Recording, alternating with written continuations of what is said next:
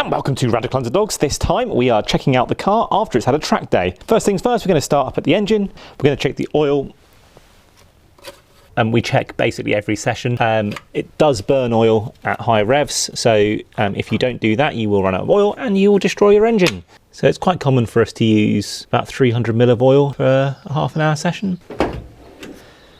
And we're checking miles since the last oil service. This has done 112 miles. We might run oil for as much as 500 miles between services. And the other thing we're doing from the top is just checking for any obvious leaks and any obvious things that have become disconnected. This air intake likes to become disconnected, so it's something that I do check. The one thing I have noticed is there's a bit of wetness down here. I think this is the water pump or the thermostat area. I don't think the leak is significant enough for us to be worrying about it too much at this stage, but we will keep an eye on it. And the reason I say that is because there seems to be plenty of coolant in the radiator and in the coolant reservoir. And the next step is we're going to take the car up. Safety first. And we're doing the same thing from underneath. I am going to replace these coolant pipes. These are sort of generic pipes which seem to have been collapsing. Probably not very good for them. In particular, having a look at the engine mounts, which are brand new and have survived their first track day. And there is what looks like a coolant leak. It could either be this housing here, or it could be the water pump. Not entirely sure. The leak isn't bad enough so that it's leaving puddles on the floor. I'm probably intending to leave it for the time being. And I'm going to check out the suspension bolt marks. You can see it's still aligned. These are the sort of checks I might do without taking the wheels off. And the next step is wheels off.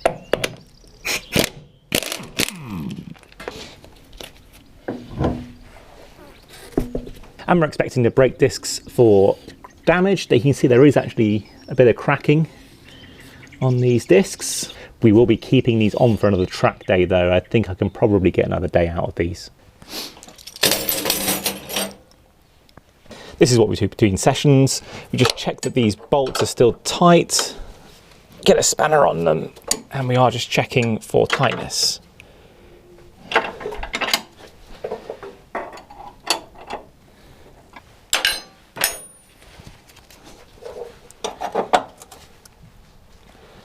The suspension in the Mazda does take a hammering around a circuit, so it is worth checking. And I'm going to cut in from the other side and show why we do this. You'll see that this bottom link here, it's not loose, but it is turning, so it does need tightening. I'm also checking the brakes are done up tightly, and the mounting bolt. And you can see the shock absorber is in good condition, there's no leaks, the bump stop is in place, so this car is ready to go back out on circuit for another session. But this is a different day, so what we do between days, I'm going to take the caliper off and I'm going to re-grease the brakes. It's really important that the brakes do release when you take your foot off the brake, and it's also because these brake pads do release quite a lot of dust, so it is worth cleaning it out between sessions, just keeping these brakes in tip-top condition.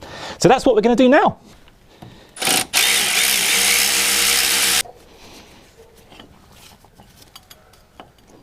You can see the pads are in fairly good shape. They're wearing fairly evenly across the pad as well. It shows the calipers in fairly good condition as well. So I'm happy with that. I'm just going to clean this up and put it back together, re-grease it all as well. And this isn't in any way sponsored.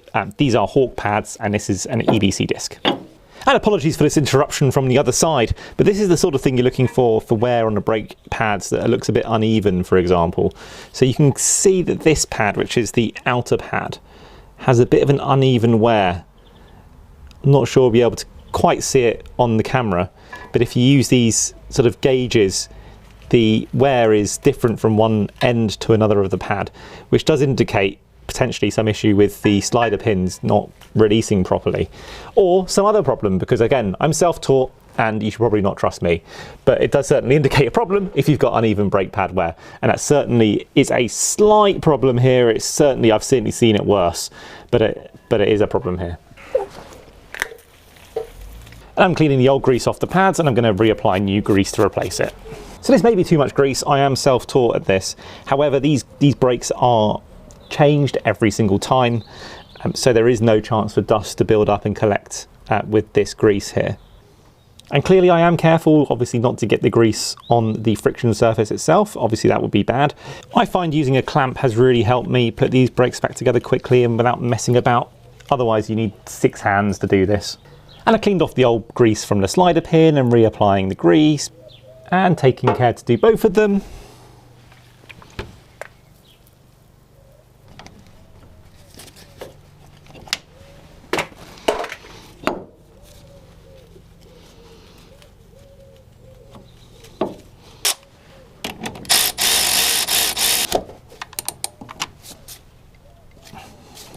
And because I'm not used to this tool, I'm giving them a manual check to make sure enough torque has been applied so that these bolts stay secure. Then one final clean to clean off any of the grease which may have got onto the disc. And this side is complete. We're going to do exactly the same on the other side, and then the front end will be done. And the rear is similar to the front. Wheel off. And we'll do very similar spanner checks to those at the front. Check that everything is still tight. In my experience, the bolts which are more likely to come loose are the anti-roll bar links, as you saw at the front. And the only other thing to watch out for, especially if you're racing and taking a fair amount of punishment, is that this long bolt that exists down here at the bottom of the wishbone can become bent, and that can knock your alignment out. And the other thing that can come loose is the alignment bolts. The alignment bolts, again, important. In fact, this one here has become a bit loose. They need to be extremely tight to hold the stresses that the car puts on it. And what we're going to do with the brakes at the rear is very similar to what we did at the front. We are going to take the caliper off, we're going to grease the brake pads, we're going to clean everything down and put it all back together again. The only difference, of course, is that the rear calipers are held in by a 10mm bolt, which means you will no doubt lose the socket for it.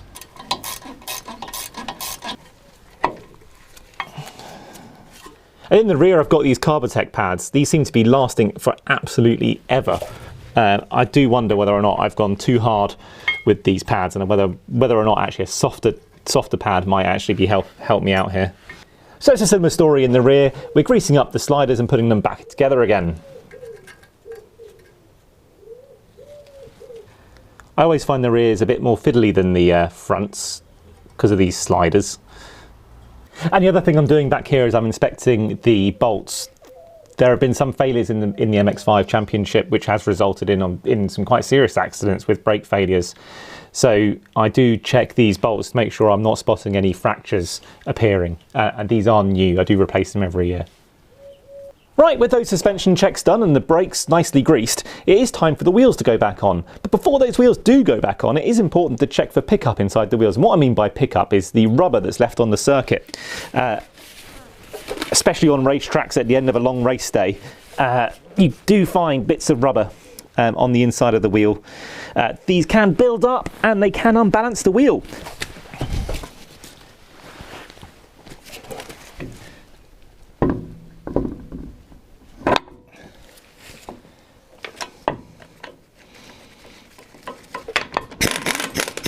And before anyone says anything, I have limited the torque on the impact wrench, and we will be using a torque wrench to do up the wheel bolts at the end of this all. If you're anything like me, you won't be satisfied with that leak indication I had earlier. You want to know where that came from. So what I've done here is I've added this UV fluorescent dye to the coolant system. Now this coolant system will flush around the system and hopefully we'll discover where that leak's coming from.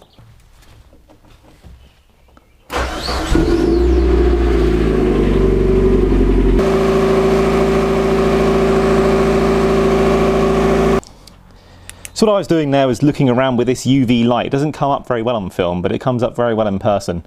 Now I can't see any leaks at the moment appearing from the cooling system, but if they do appear throughout a race weekend, I will take this UV light with me so I'll be able to see where that leak is coming from. And car going down. And like I said, you set the wheel torque and use a torque wrench to do the final clicks on the wheels. And those are the checks we do on this MX-5 between track days and between race weekends. Sometimes we even do these in the day between races or maybe at lunchtime during a track day. And of course, the other thing we do is set the suspension geometry up. There is a video actually on how ChatGPT thinks we should set this car up. Now that's not for this video, but maybe it will be for a future video. Thanks for watching.